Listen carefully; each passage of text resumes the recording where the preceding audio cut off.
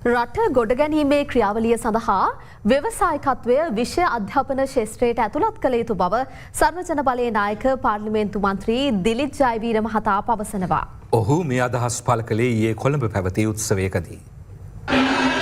එල්පෙක් campus 24 වැනි diploma සහතික පත්‍ර ප්‍රදානෝත්සවය ඊයේ කොළඹ බණ්ඩාරනායක ජාත්‍යන්තර සමන්ත්‍රණ ශාලාවේදී පැවැත්වුණා. ඒ සඳහා ප්‍රධාන ආරාධිතයා ලෙස සහභාගී වූයේ සොරජන බලයේ නායක පාර්ලිමේන්තු මන්ත්‍රී ව්‍යවසායක දිලිත් ජයවීර මහතායි.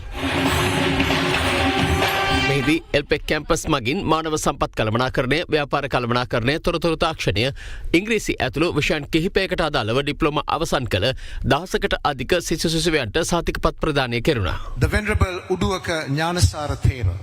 කිසිම විෂයමාලාවක හේවත් අරගෙන අපි නිර්මාණශීලීව ඉස්සරහට යන්නට දරුවෙකු යොමු කරන අධ්‍යාපනයක්. 76 වසරක අපි පවත්වාගෙන බටහිර අධ්‍යාපන ක්‍රමය කෙසේ හෝ නිවැරදි කර ගනිමින් නිර්මාණශීලී තාරුණ්‍යයක් ඒ වගේම රැකියාවෙන් ඔබට ගිය ධනය නිර්මාණය කර ගැනීමට පුළුවන් තරම් වූ තමන්ගේ ආත්ම ධෛර්යයෙන් නැගිටින්නට පුළුවන් පරම්පරාවක් නිර්මාණය කර ගැනීමට අපිට අවශ්‍යයි මැදිහත් වන්න. මගේ යෝජනාව වන්නේ ව්‍යවසායකත්වය අපි උගන්වන්න ඕන. මොකද වෙන ක්‍රමයක් නැහැ. ඔබට ගොඩ එන්නත් අපට ගොඩ එන්න රටට ගොඩ එන්න. මොකද අපේ රටේ දැන් අපිට වහ ධනය නිර්මාණය කරගන්නට සිද්ධ වෙලා තියෙනවා. මේකට එක මේක ක්‍රමයයි තියෙන්නේ. විශේෂයෙන්ම තාරුණ්‍ය අභිප්‍රේරණය කරගෙන නිර්මාණශීලීව හිතන්නට උගන්නලා Taman ධනය නිර්මාණය කරන්නට පොළඹවීම පමණයි. මේ රටේ ඉන්න තාරුණ්‍යයෙන් ජාතියට ප්‍රතිලාභයක් නැත්තම් මේ රටේ තාරුණ්‍ය ලයබිලිටි එකක්.